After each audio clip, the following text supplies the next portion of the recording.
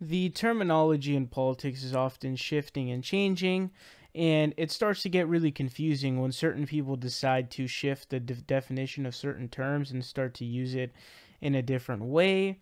I had made a bunch of videos, and I still have to keep going on and explaining this because despite what I had said was going to happen, I mean, obviously it's happening because whenever people talk about Bernie Sanders or Alexandria Ocasio-Cortez and they invoke the term democratic socialism, they start talking about Venezuela instead of any other European modern industrialized nation that we're trying to move in the direction of. So I have to keep explaining the difference because it looks like those people, either they don't know what it is or they know and they're purposely being disingenuous. I don't know which one it is. But it looks like CNN did this video. They called it what exactly is democratic socialism? And it's this guy whose name is Chris Kaliza. Now, I'm not trying to necessarily really take a crap on this video because at least it seems like somewhat well-intentioned. I don't know, maybe I'm giving him the benefit of the doubt. But to be honest with you, overall, this video as a whole sucked pretty bad. It didn't really define anything. And it sort of just contained these different buzzwords rather than going into actual detail about things. But you guys are going to check that video out right now. Check it out, and then we're going to come back and talk about it. Note to my neighbors, yes, it's way too early to hang your Halloween decorations. Socialism. It's so hot right now. I exaggerate. Only sort of. Two of the biggest names and most recognizable faces in Democratic politics aren't Democrats at all.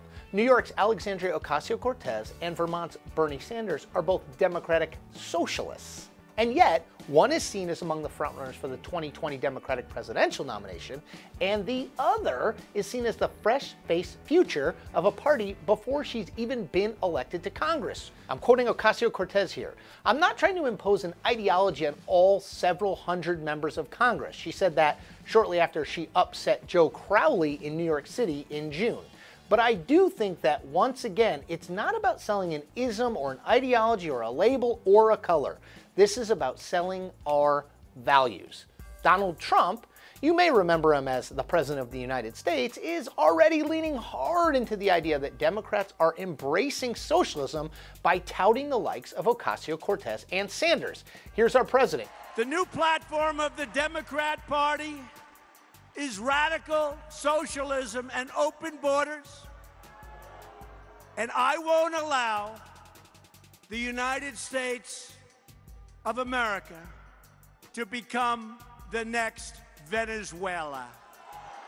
As usual, the political spin sprints way ahead of the facts. Before we can figure out whether Democrats are really embracing the tenets of socialism or whether Trump is just exaggerating for effect, that'd be something new, we sort of have to define the terms of the debate we're having.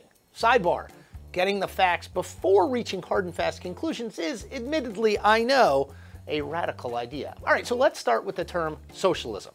Here's how Merriam-Webster's dictionary defines it. Quote, any of various economic and political theories advocating collective or governmental ownership and administration of the means of production and distribution of goods. Whew, simple. Think of socialism as the opposite in virtually every respect of capitalism. Rather than rewarding individuals for their successes, it prioritizes the collective. The good of the me is put aside for the good of the we. The government is in charge of providing service to the people as opposed to the private sector providing those same services. It's easy-ish. Now, despite what Trump and Republicans are working hard to convince you of, socialism and democratic socialism are not exactly the same thing. So here's what makes a democratic socialist according to, well, the Democratic Socialists of America. Quote, democratic socialists believe that both the economy and society should be run democratically to meet public needs, not to make profits for a few. To achieve a more just society, many structures of our government and economy must be radically transformed through greater economic and social democracy so that ordinary Americans can participate in the many decisions that affect our lives. Social Democrats are not brief. The difference between the two now. Democratic socialists believe the idea of socialism and democracy have to go hand in hand. Socialists are less wedded to the need for the democracy piece of that equation. Okay, so now we know basically what we're talking about. What people like Sanders and Ocasio-Cortez want is far more government involvement in providing basic services like healthcare. They are also strongly opposed to what they would describe as vulture capitalism, the idea of the rich getting even richer at the expense primarily of the poor. So now we're to it. How does that idea play politically? Let's look at the results. Sanders, advocating single-payer health insurance, free college tuition, and other ideas consistent with the tenets of democratic socialism, went from an asterisk to a legitimate threat to Hillary Clinton in the 2016 presidential primary fight. That's remarkable. And Ocasio-Cortez toppled Joe Crowley, long-serving incumbent. He was a part of the National Democratic leadership, despite being a 28-year-old unknown who had never run for any sort of office prior to this year, which is even more remarkable. Now, obviously, Sanders and Ocasio-Cortez are the success stories. It's why we're talking about them. Other candidates that align themselves with the principles of democratic socialism have run and lost. But polling suggests that the ideas of socialism are very much catching on among Democratic voters. Take this August Gallup poll. It showed that almost 60% of Democrats have a favorable view of socialism. Want to take a guess on how many of those same Democrats had a positive view of capitalism? Try 47%. Now that's the first time ever Gallup has found more Democrats with a more positive image of socialism than capitalism. And that, in and of itself, is a very big deal. But like all major changes, Democrats' increased willingness to embrace the ideas of democratic socialism brings with it real risk. And those risks are very clearly outlined in a brand new poll from the Wall Street Journal and NBC. In that poll, a majority of people, that's 52%, have a negative view of socialism, while just 19% have a positive view of it. Compare that to how people feel about capitalism in that same poll. 52% positive, 18% negative. What those numbers mean is relatively simple.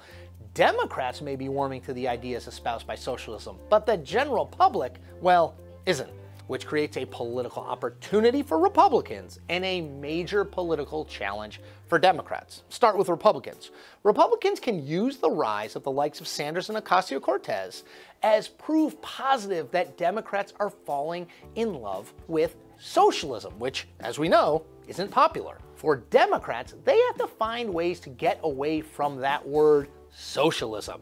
They have to make the debate about what the government can and should do for the least among us, as opposed to a theoretical debate about whether socialism is a better economic system than capitalism.